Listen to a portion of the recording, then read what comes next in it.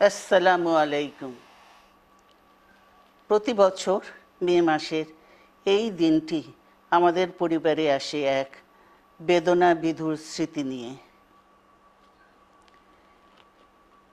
এই দিনে শুধু আমাদের পরিবার নয়, বরং সমগ্র দেশই হয়ে উঠে পড়েছিল বেদনার্ত ও অভিভাবকহীন। আমাদের প্রিয় মাতৃভূমি বাংলাদেশের জন্মের সাথে জড়িয়ে থাকা এক অবিচ্ছেদ্য নাম শহীদ প্রেসিডেন্ট জিয়াউর রহমান, যে চট্টগ্রাম থেকে স্বাধীনতার ঘোষণা করে তিনি এ দেশের সাথে তার নাম অবিচ্ছেদ্য করেছিলেন। সেই চট্টগ্রামেই এক সফল, সৎ, দূরদর্শী ও প্রকৃত দেশপ্রেমিক প্রেসিডেন্ট হিসেবে নিজের জীবন উৎসর্গ করেছেন।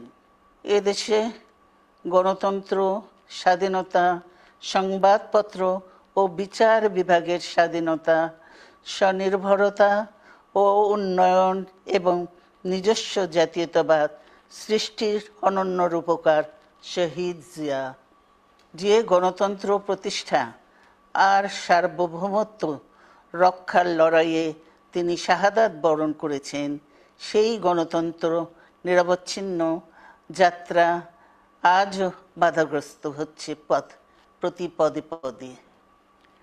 খুব শীঘ্রই আমরা বাংলাদেশকে গণতন্ত্রে পুনঃপ্রতিষ্ঠিত দেখতে পাব।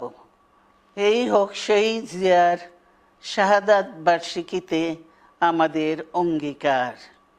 এই লক্ষ্যে সুশৃঙ্খলভাবে এগিয়ে চলার জন্য আমি বিএনপির সকল পর্যায়ের নেতা কর্মী ও দেশবাসীর প্রতি আহ্বান জানাচ্ছি।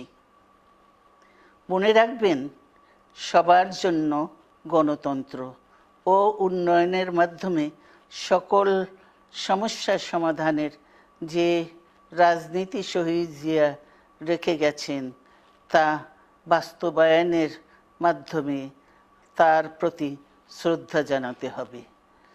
আমরা তার বিদায়ী আত্মার মাগফিরাত কামনা করছি। আল্লাহ হাফেজ। বাংলাদেশ জিন্দাবাদ।